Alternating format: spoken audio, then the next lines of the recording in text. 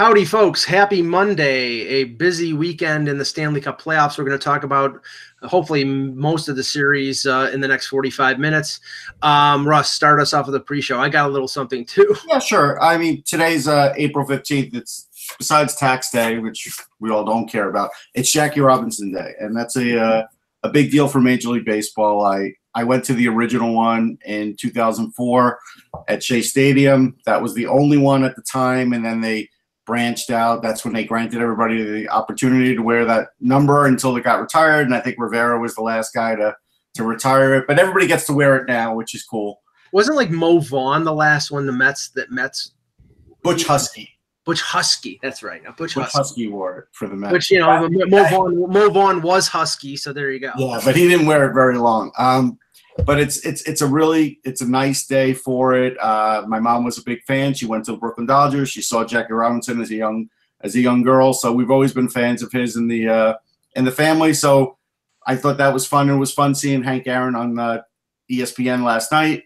That was good that they had him on for a while. It was, they should have guys like that on more, talking about their careers. He is an amazing guy, and so today's a good day. I'm happy.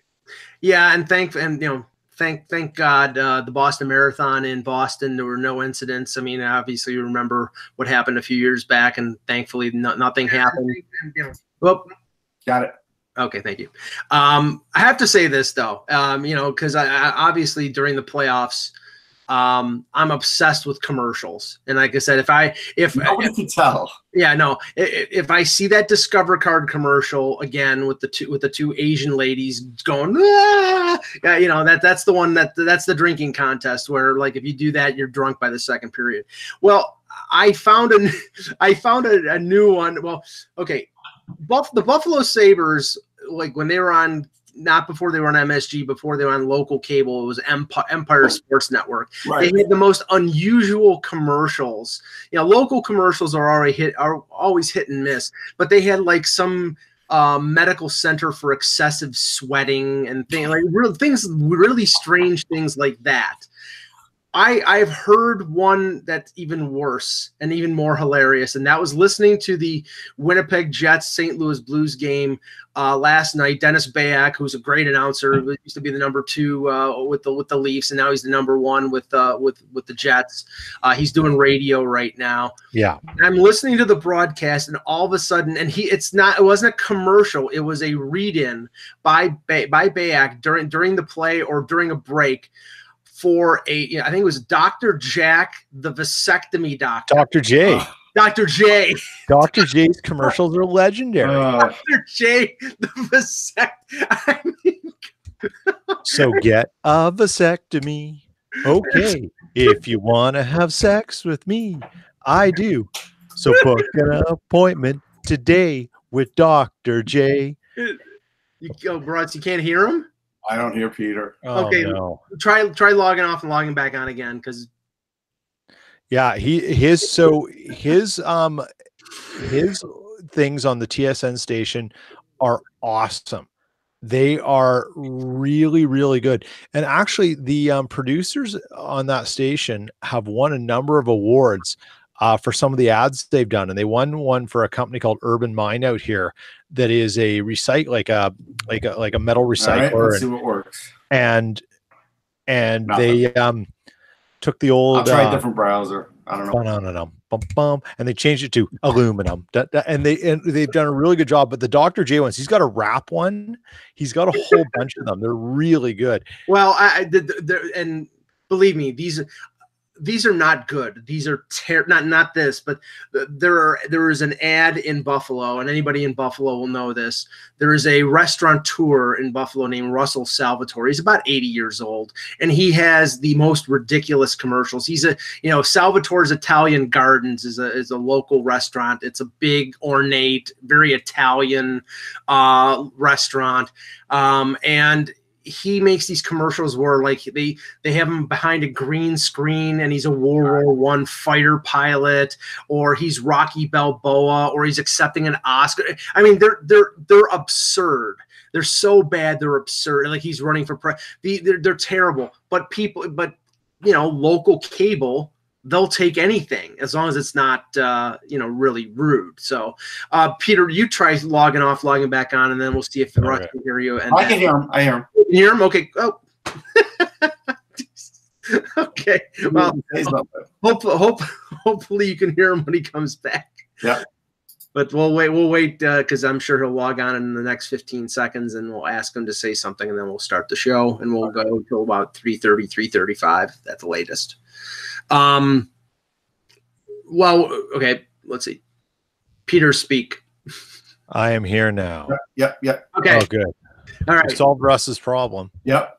Hello, Hockey World. Today is Monday, April 15th, 2019. I'm Peter Tessier in whiteout Winnipeg because it was snowing this morning. I'm Russ Cohen in chilly New Jersey. It's about 56 degrees, 58 degrees. And I'm Taxman Michael Lagello, and it was snowing in Buffalo, and this is the Hockey Buzzcast. Wow. Yeah, it was snowing, Russ. It did. Okay, let's start with the biggest shock of the postseason, and Peter, I'll get your thoughts first on this because we were talking about this before we went live. I don't think anybody took Columbus, and I think even if Eck did, I think he was joking. Yeah. I'm dumbfounded that, especially after going up 3-0 in the first period of game one, that the Columbus Blue Jackets are now up 3-0 in this series, and Tampa Bay is on death's door. Now, Tampa Bay has helped out. The Kucherov suspension, I don't think was worthy of a one-game suspension, but the NHL did it, and it took away their best score. Victor Hedman is played the first two games, apparently less than 100% because he didn't play in game 3. So everything is going right for Columbus right now, but I still can't believe this is happening. I can't either, and it's so freaking glorious. These are the kinds of things that make the first round of the NHL playoffs so much fun. The last time I recall something this monumental happening was when the LA Kings beat the President's Trophy winning Canucks 4-1. Yeah. In the opening series on their route as the 8th seed to win the Stanley Cup that year. I don't think Columbus is near what the Kings are in terms of a team, and I don't think they're going to make it to the Stanley Cup final. But if they knock off the Bolts now, who have to win 4 straight in any amount of games, it's fantastic. It's great for the fans of Columbus. It's great for the variety of hockey to just have things like this happen. Sucks for Cooley though. Russ, I was struggling to come up with a matchup that was this big of an upset. And Peter, that's a good one. The one I came up with was San Jose, Detroit in '94, when I think Sandis Ozolinsh scored. I think it was. I'm not sure it was a Game 7 OT, but I'm pretty sure it was. But they beat Detroit, who was supposed to go to the Cup final. And then I think they lost to Toronto in the second round. But that was like a monumental upset because I don't think San Jose had won a series before. I mean, Columbus has got some talent. We know that. But, I mean, we thought that Tampa Bay would just sort of roll over them. And when we were watching that game, too, at 716 on Friday, we both looked at each other and, like, Tampa is choking the bone. I mean, they were gripping their sticks tight when they were down 1-0, and it got progressively worse in game 2. The thing about it is they're sort of, they have a lot of ex-Rangers, and they're sort of now on the same sort of decline that the Rangers were. Like the Rangers got to a point, they were in the Cup, they lost. Tampa has reached a certain point. They have some of those players, and now all of a sudden those players have aged again. Like Girardi's fighting because maybe that's the only thing he could do at this point. He's got a lot of mileage on him. We've talked about it. Callahan finally got in the game. It didn't matter. Like it was just, Hedman's going to be out tonight. Like these guys may have just played it too hard for too long, and now they're on the downslide, and John Cooper doesn't really have an answer for it. That's sort of what it's looking like to me. Yeah, and the funny thing is that this is a team that people said, okay, this is their chance because next year Braden Point's contract comes up. They're going to have to make a lot of decisions. They have 3 UFAs on the blue line in Strawman, Coburn, and Girardi. That's a lot of money. That probably not all 3 of them will be back. A lot of age too. A lot of age too, right? Callahan, has been talk about them trading the final year of his contract to the Rangers so they can open up cap space. I mean, this team is not going to look the same next year, even if they won the Stanley Cup. But now I think this sort of hastens that changeover. And because, I mean, if they lose in 4 or even if they lose the series, I mean, you have to think that Julien Brisebois is going to have to make some not just cosmetic but actual changes to this roster. Well, the interesting thing was there's been some discussion, like Steve Yzerman used to do changes all the time, and it was always pretty active. Brisebois didn't really do much except handle some contracts, and maybe that wasn't the right thing to do. It looked like the right thing during the regular season, but maybe it wasn't the right thing. Like, this is where hockey is an interesting game, because sometimes you can't have enough depth, and they certainly have young players, and they do have a lot of depth, but also you have to have the right players. And now I think they're going to look at John Cooper. I don't know if John Cooper is a guarantee to come back. Even though they signed him to an extension. It doesn't matter. None of that ever matters to me. Everybody gets signed to an extension. He could, he can end up scouting the next couple of years and collecting a check. But I think they have to sort of look at it and say, is his message still getting through? Because they have the personnel. They did all this during the regular season. What is really the disconnect here? It's not really the goaltending that's killing them. Maybe the aging defense is hurting them a little bit. They're also not scoring nearly at the same clip. They couldn't score at all, really. So what is it that's different here? And Peter, I mean, you have to say, because we were talking about this before the playoffs started, there was skepticism on the part of Columbus making all those changes, making all those additions at the deadline, and what that would say for other teams going forward, whether they would sell out and go all in. I mean, if they beat Tampa, I think it's going to encourage more general managers to say, okay, why not? Let's go. Let's roll the dice, because you never know. You hope it would encourage at least some analysis. Right. Okay. Let's not say it should encourage action. Let's hope it makes general managers and their support team, whatever that may be, take a look at the series and figure out what changed and what happened. Because Columbus had to fight to get into the playoffs and stay in. This wasn't a sure thing. So they ended up going up against a team that became a powerhouse, not like one we've seen since the 90s with the Red Wings or whatever it was, or the early aughts. And they've somehow done something. You better find out what's happened if it's not based on luck, because the last thing you want to do is hope you can beat Columbus, because hope is never a plan. Well, and I said this before we went live to Peter, Russ, was that it would be one thing if Bobrovsky was standing on his head and that was the reason why they were up 3-0, like Fleury stood on his head against LA in the first round last year. But he's played well, but he played well in the second period of game 1. He played well down the stretch in the third period of game 3, but he hasn't stolen the 3 games. It's Columbus beating Tampa head to head. Point, Stamkos, Kucherov when he wasn't suspended. Those guys aren't really playing that well. Hey, George is doing a good job. I mean, he's got the right guys at the right time. He's getting production even from guys like Riley Nash. The defensive pairings look good. They're not playing old Torch style where the puck's in their end all the time. Actually, they're controlling the puck, and it's in Tampa's end the whole time. And so these are things that we're not used to seeing.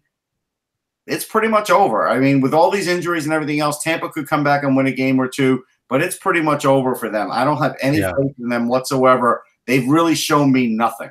Now the other series that's 3-0, and this is to me equally surprising, but not equally, because it's not equal. Columbus beating Tampa is a shocker for the ages. The Islanders being up 3-0 on the Penguins is an upset, at least in my mind. Even though the Islanders had home ice advantage, I don't think anybody took the Islanders seriously. At least I didn't. I know that they had a great goals against, but Barry Trotz's teams that had great goals against and great defensive numbers until he got to Washington have failed in the playoffs. But this team hasn't. Now, the question is, Russ, is this more the success of the Islanders or the failure of the Penguins? I mean, Eck was right. It's all Thomas Greiss. I mean, I'm sorry. No, I mean, this team's playing with a lot of confidence. They are. And Robin Leonard has been really good. And look, we know that the Penguins' defense isn't great, and it's not. But the Penguins' offense has been sort of choked out right now. And right now, that's where they're at. Crosby gave an interesting quote today. It said, hey, this is not the spot we want to be in, but maybe I'll be a part of a team that comes back and wins 4 straight. We just need that first win. And he might be right, and he might be wrong. I have a little more faith in the Penguins than I do in Tampa, though, because this last game was 2-1 for a long time. And then, I can't blame Murray. There was just a goal that was given up midway. That was a little later in the third. And we'll see. I mean, right now, the Islanders have everything rolling their way. But I did have a thought. I woke up this morning and I had a very deep thought, and I'm going to share it with you. I had a dream. Awesome dream. Yeah, go ahead. No. It wasn't a dream, and I don't like Lionel Richie, so I'm not going to go that route. But the way that Barry Trotz is playing this, let's say at some point Trotz does match up against the Capitals, right? Todd Reardon can probably figure him out, and he's got the better players. So this would be the ultimate test of, is this really Barry Trotz's system? Is this just the Penguins failing? So I really want to see the Capitals match up against the Islanders now to see, is this Trotz? Or if Reardon figures him out, then we know, okay, you know what? This is just Trotz got him to a certain point, can't get him past that. But I think people now are starting to give Barry Trotz too much credit. Right.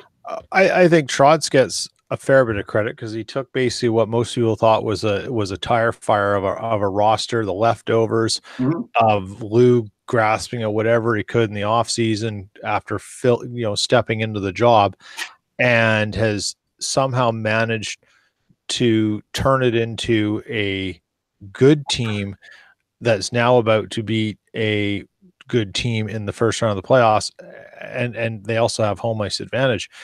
The thing about this that I think is where people have to sort of remember something. Goaltending's a hell of a drug. Like, when it's good, you're El Chapo and every other guy. You're getting the pure stuff right from the source. But when it's bad, it's awful. And they've been really, really good. I bet you San Jose wishes they had like half of what the Islanders have, right? And that's it. And I'm not saying that's the only reason they're winning, but we all know the best time for a goalie to get hot is about the second week of April. Right. Now, you bring up a good point because of them being hot and having home ice. But when they have home ice and it's at Barclays, if it goes second round and they do get past Pittsburgh, is it home ice anymore? Yeah, exactly. Right. I mean, it'll be interesting to see if they get past this round and they do play at Barclays, how dramatic the disadvantage compared to Nassau it will be. I mean, the opponent, which is likely going to be Washington, although I'm not overlooking Carolina. They're only down 2-0. But if it's Washington, I mean, that is the Stanley Cup champion, so it'll be a much tougher matchup than Pittsburgh, who, I mean, defensively, I don't think it played very well. And Crosby really, he continues to be almost a non-factor through 3 games. So I get why he's saying what he said, but he's got to show up.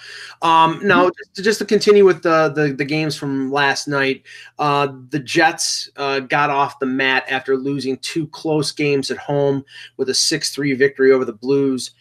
I watched a lot of this and obviously listened to it based on our pre-show. And the thing that I carried from this, Peter, was that the Jets always had an answer. Whenever the Blues came back, the Jets responded quickly. Yeah. That one goal when it was 3-2 and Hellebuck makes an unbelievable save on Patrick Maroon. They come down and score the goal, and it's over with at that. Hellebuck makes an unbelievable save on the freebie he nearly gave away. Yeah, that's true. And when I sort of sat there after the game last night and I had to just kind of think about it for a little bit and sort of digest how you sort of make sense of that game compared to the previous 2 and then the way the Jets have been in the last half of the season. And right before the playoffs started, there was a game on Sportsnet here that they were showing a Jets Predators game from the series last year. Mhm. And it was the game where the Jets went down 3-0 at home. Game 3, I think it was. And they came back and won 6-3, I think. And I can't recall a time this season where I saw the Jets play like they did in that game until last night. And it was this, we don't give a crap attitude. Okay, you scored, big deal. We're going to go down and do it again. And then we're going to do it again. And we're going to keep coming back at you because we're sick and tired of it. It was like they just didn't care.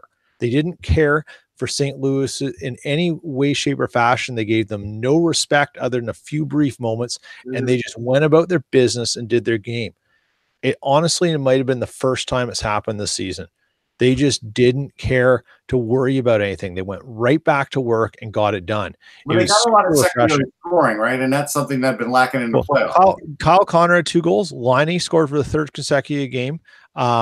Kevin Hayes showed up where he didn't. And Kevin Hayes showed up. But you know what? So after Hayes got that goal, which was a great shot, you've got nothing going on and you could turn it over the blue line, but you got a chance to get it on net. Put it on net and see what happens.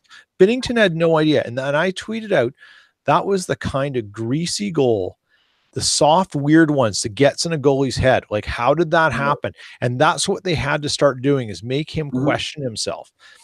So it got to his head. And you know what Buffalo did? He banked one off the back of Binnington's head and into the net. Yeah, he needed to do something too. You're right. Yeah, Buffalo was actually a force last night. And if you saw a little bit of what he was doing, he was getting the green light to go right in the crease, and there was remnants of 2010 when he absolutely abused Luongo. Oh yeah, just right. Like, and when he scored that goal, if you saw his celebration after, so reminiscent of 2010 with the Blackhawks when he was just making life miserable for everyone on the. Now they're going to have to match for probably Parayko when Bufflin's out there to offset that, and that's going to change the lineups a little. Yeah. The other thing.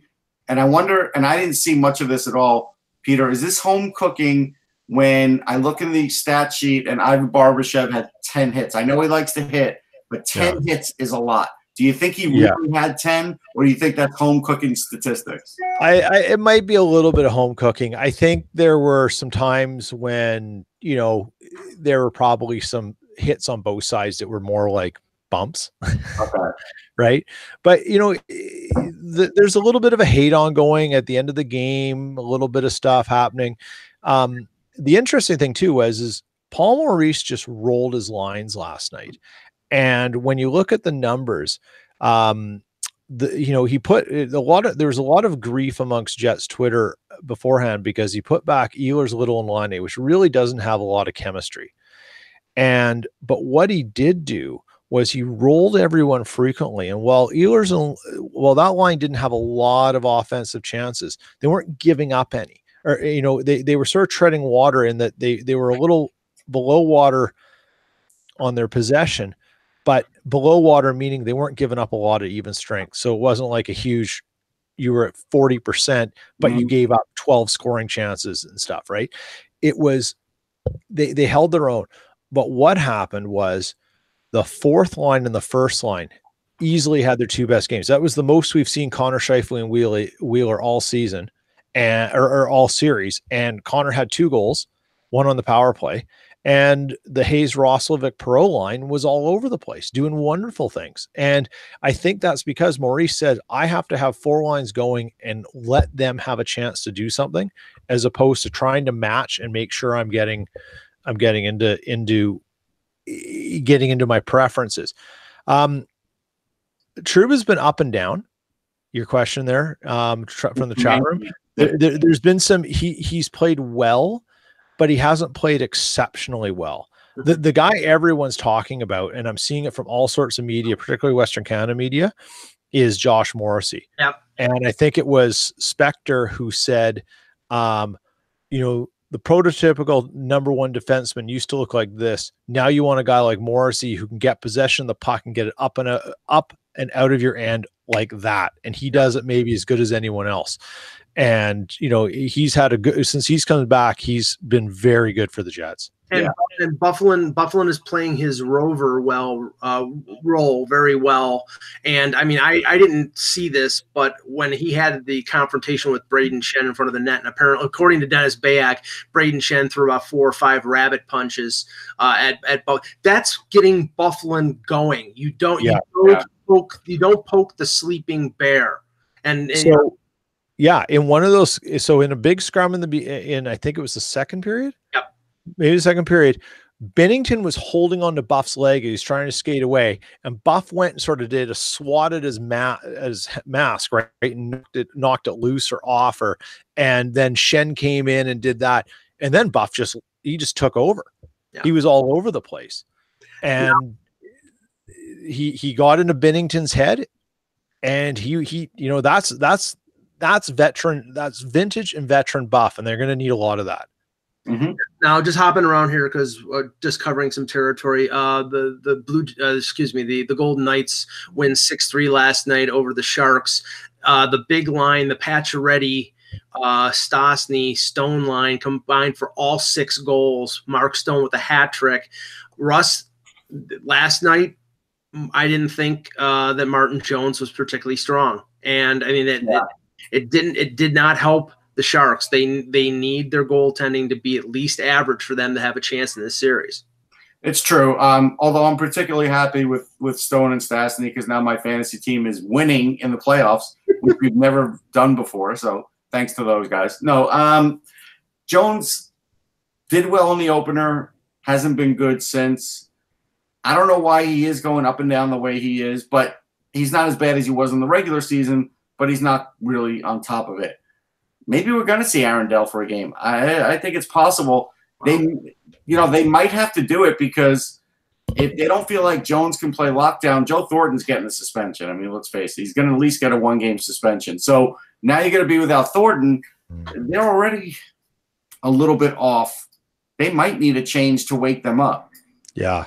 You know, if San Jose goes out in the first round, it's not going to be because they played the Vegas Golden Knights. It's going to be because they made one of the biggest trade deadline fears. They didn't understand that their Achilles heel was goaltending, and they should have got anyone to spell off either of those guys, whoever they decide to start.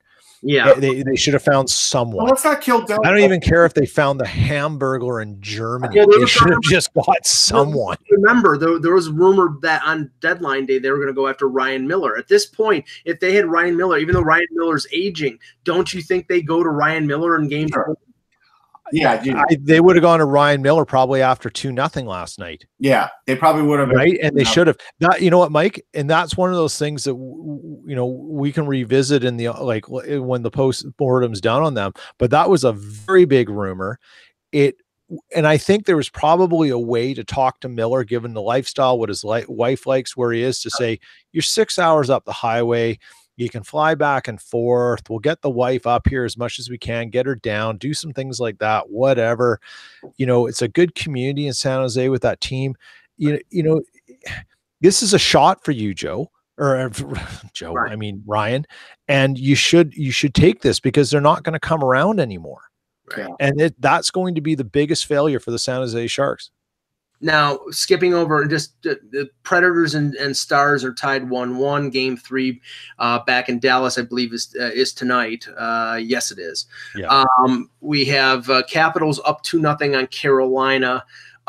They've been close games, but I just think that Washington is the better team of the two. Now they're going back to PNC Arena in Raleigh, and we won't see the surge if they win, but maybe the fans in Raleigh will actually see a win to get them back in the series. 1-1 right now between Colorado and Calgary, and I can't blame Mike Smith on the game-winning goal. I have very rarely seen a laser-like wrist shot that Nathan McKinnon made on that game-winning goal. It was an incredible, coming off on his off wing and a top corner past Smith.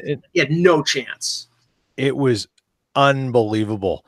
That game, I mean, that series, I know it's hard for you guys out in the Eastern time zone to watch it, but that series is full of pace. But you know what? It got to be pointed out on there. So all you Flames fans out there, you're gonna have to take this because I know you love him. You think he's like the greatest thing since sliced bread. No one in the hockey world appreciates him.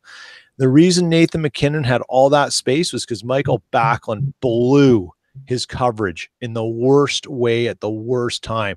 He was making Scheifele look like a competent back checker. Is hard to cover. I mean, when he gets the speed going, he is hard to cover. But Backlund was already back there before, and he just wasn't skating. It was he looked at him and he knew there was a defenseman back, and he didn't realize behind him was another Avs player. So essentially, it was a 2-on-1 if McKinnon wanted to pass the puck. It's just Giordano had good position for the pass, but he didn't have it for the shot, right? Yeah. It's just, but Backlund could have prevented that so easily. Smith's been really good. Smith's handling the puck now like he's Marty Brodeur again. Right now, he's loaded with confidence. I mean, he really is. I mean, he was making passes the other day that were just tremendous. We haven't seen that Smith in a while, so I don't know if that'll continue. It's hard for me to think that it is just because it's happening right now. So I don't know. Now we were at the Frozen Four on the weekend, Russ, and Cale Makar won the Hobie Baker, and he signed his 3-year ELC with the Avs. And the talk was that he was going to be put right in the lineup. But then somebody had a note and said, well, if Makar plays, they would have to protect him in the expansion draft. I don't think that's a problem because I don't think they care. Yeah, they don't care. I mean, honestly, do you think Joe Sakic cares when he can win a playoff series? Like, that's the least of his worries. You worry about that down the road. Could you imagine what Cale Makar's agent would say if they say, hey, we just thought about this. We are going to sign you, but we're going to have to sit you because we don't want to have to protect you. Right. Yeah. See how that goes. Yeah. So he'll probably be in the lineup. I don't know if it'll happen tonight. I haven't heard anything. I haven't seen anything. I think it's going to be tonight. I do. I mean, that'll be great because, I mean, we know he was very noticeable. Yeah. You think? On Thursday. So now I saved the best to last. Toronto-Boston, Game 3 at the Scotiabank Arena tonight. We have to talk about Saturday because as much as Eck crowed about how he was right, about how the Leafs played so great in Game 1, Russ and I both said, it's one game only. Let's see what happens. And in Game 2, and Peter, I'll go to you first. In Game 2, the Bruins came out, punched the Leafs in the nose in the first period, and what did the Leafs do? They cowered in the corner.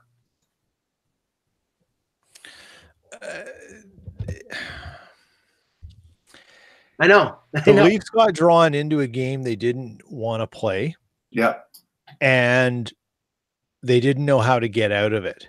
Right. And that's the problem. And when the game got away and everything could have just gone off on a nice way, Nazem Kadri just didn't he had frustrations. He got Kadri'd himself. I don't think Kadri's a knee-on-knee cheap shot guy. I just meant he got cheap shotted. Right. And he came back and he had fire in his eyes and he wanted to do something and he just didn't do it in the best way possible. There's a way to go into the corner and get a stick on someone and do that, but doing it in blatant, obvious stuff away from away from the play and just at that point in the game, you know what? Don't do it. Come back for Game 3 and take your man then. Well, this is the problem, and I've said this going into the deadline that I think the Leafs needed to get some sandpaper. Not only because they were going to play Boston, but because the only guys that would play with sandpaper in terms of forwards, you're not going to want your defensemen to be enforcers, but you're the only guys who played with sandpaper up front were Kadri and Zach Hyman. Other than that, the other players I don't think really are interested in playing that type of aggressive game. Mm-hmm. Okay, so that makes it incumbent upon Kadri and Hyman to play that role, and if they don't, nobody else on the team will. So Kadri's in that setting for Game 2, and DeBrusk pancakes him in the first period, goes knee on knee on him in the second period. If you looked at the third period, there was a scrum in front of the net, and Charlie Coyle was jabbing him with the stick and giving him the smile and trying to antagonize him. And we know Kadri has no impulse control whatsoever. And then then DeBrusk slams Marleau against the boards. It was a clean check. It was against the end glass near the boards, and Kadri goes mau mau. He goes nuts. And now with him being a repeat offender, he's going to get suspended probably for five or more games. No, 5-time offender. Well, I know, but the way they look at it, it's within 18. The window is 18 months. I know, but apparently there's never. He's now got the record. There's never been a 5-time offender. Okay. Well, yeah, and the problem is that was the Bruins' plan. They were trying to frustrate and goad him, and they got him, and now they take away one of the Leafs' main advantages in the playoffs, and that was their center depth. Now that center depth is gone. Well, they're going to put Nylander on the third line, which, again, that could be disastrous in the sense that depending on the role, Tyler Ennis going in, I think, helps them. I think that actually will give them some veteran leadership and some extra speed. What honestly, they do have to just stay away from that other stuff with the Bruins and just forget about the nonsense and just skate around them. Like, that's what they need to do. That's what they did in game one. That's what they need to do. They definitely, Peter was right. They got brought into something they didn't want to do, and they did it. So now this is up to Mike Babcock to sort of recoup with them and say, hey, look, I know you're getting your manhood challenged here. Just score goals. That's the way we do it. That's the way we come out of it. And that's not to say you shouldn't throw an occasional elbow or whatever, but don't do anything crazy. I know you can say that to Kadri and he's still going to do it. Well, Kadri won't be that problem anymore because he's not going to be playing. So that's what they really need to do here, and they really need to victimize the bottom pairing of the Bruins. It's there. It's open for season. If they victimize it early, then Chara's going to play a lot of minutes, and that's the way you could hurt Boston. And Torrey Krug may play, but he's not going to be 100% after taking that hit from Jake Muzzin.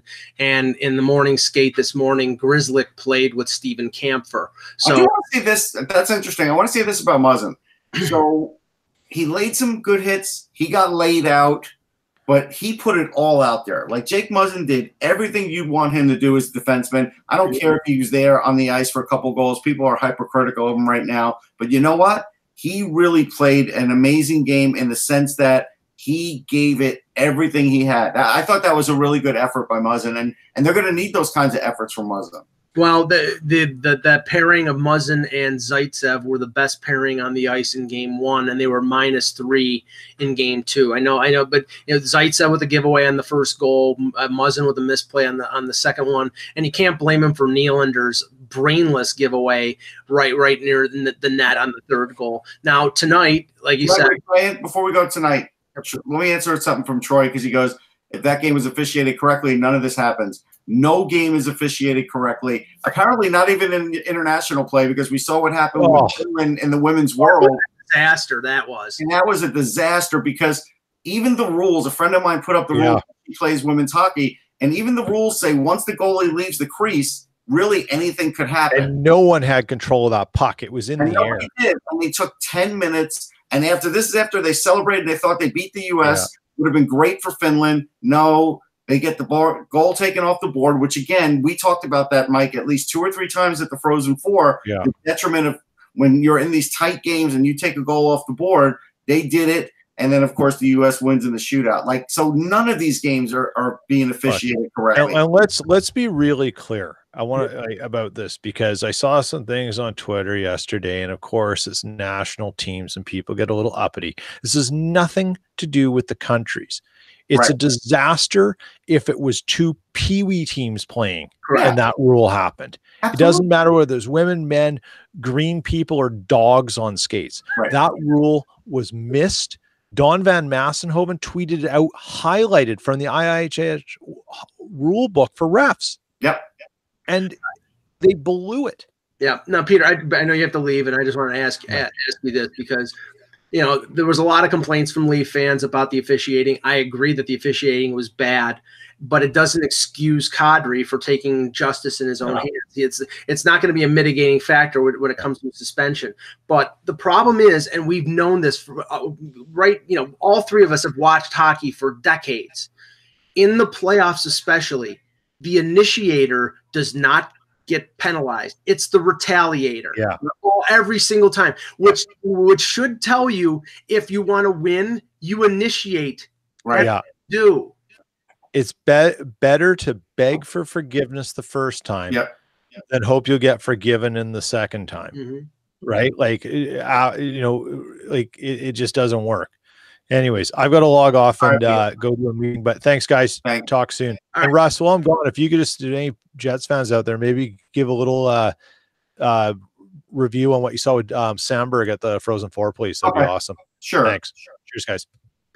Okay, just to finish the Leaf Bruin pregame here, and I think this is correct. The Leafs need Austin Matthews to really step up in the absence of Kadri. And I'm assuming the Bruins will focus on Tavares, Marner, Hyman, because that's been their most effective line. Matthews has 2 points in 9 career playoff games against the Bruins. Now, last year he looked off. Maybe he was having shoulder problems. There is no hint of any kind of health problem here. It's just right now he's had trouble shaking loose. He played pretty decent in game 1. He played over 20 minutes. Game 2, I barely noticed him, Russ. They absolutely, especially with Babcock not trusting Nylander up the middle. That's why he's putting Connor Brown and Marleau with him, because he doesn't trust him defensively. Matthews needs to step up if they're going to win. I agree, and look, that's not too much to ask of him. That's why he's going to get paid the huge bucks. That's why he is the player he is. I don't think they'll neutralize him. I do think he'll step up. But again, I think the Leafs in this game just need to play their game, skate, and Freddie Anderson will take care of his part. And you hope that Nylander, isn't too soft, or the soft plays don't kill him. But right now, I mean, the Bruins got their confidence back, and now that's a big problem for the Leafs, because this game, I wouldn't bet on it, man. I think it's a flip 'em. I do. I think it's a toss 'em, and you don't know. But right now, the Bruins had the momentum going into the game, and the Leafs have to try and take it away. We have some breaking news here. The Philadelphia Flyers have announced Alain Vigneault as the next head coach, just announced by the Flyers Twitter account. So Eck will be very happy about that. Eck will be happy. I brought that up, a couple weeks ago. Yes. And there's pluses and minuses. So with Alain Vigneault, I think he's an excellent coach, and I think he is a guy that plays a good system, demands guys to play. Everybody knows that, yes, he put Buchnevich in the doghouse, and that wasn't great. But guys did develop under him, too. Tanner Glass was a favorite of his, and I'm sure he'll find somebody in Philly that the fans won't like. But he's only not made the playoffs twice. So at the end of the day, this is a really good hire. And you know what? I'm not surprised. I'm not. He was the next biggest name out there. I mean, everybody seems Sandal and at least gave him a chance. Yeah. But I don't blame him. I mean, they were looking for a name. They got it. That's fine. Yeah, and all the indications are that Todd McClellan is going to go to Los Angeles after Buffalo was told that he was not going to be part of the equation with the Sabres. So we'll talk about that more tomorrow. Anything else, Russ? You got anything to? Well, I mean, just for Peter's sake, he wanted me to talk about Dylan Sandberg. I mean, he's a smart defenseman. He's a guy that was playing the 3 in college, but I think really in the pros, he's probably a 2 or a 4. I don't think he's got a great shot, but I think he's an excellent skater, excellent passer. He definitely gets assists. He knows how to cover. He can play long shifts. So there's a lot there. He's a tremendous defenseman, and he keeps getting better and better every year. So I really do think they have something special there. But his shot, yeah, it's not great. So I don't know in the NHL if he'll get more than, assists. But still, I mean, on that team, on a high-powered offense, you can rack up the assists. 4 games tonight: Bruins, Maple Leafs, 7 o'clock on Hockey Night in Canada and NBCSN. Capitals, Hurricanes, Stars, Predators, and Flames, Avalanche. We'll talk about all those games tomorrow. We may have Eck tomorrow. He is down in Florida with his family. But it'll be Russ and Peter and I. For Russ Cohen, for Peter Tessier, I'm Michael Agello. Thank you for watching, and remember, without the buzz, it's just hockey.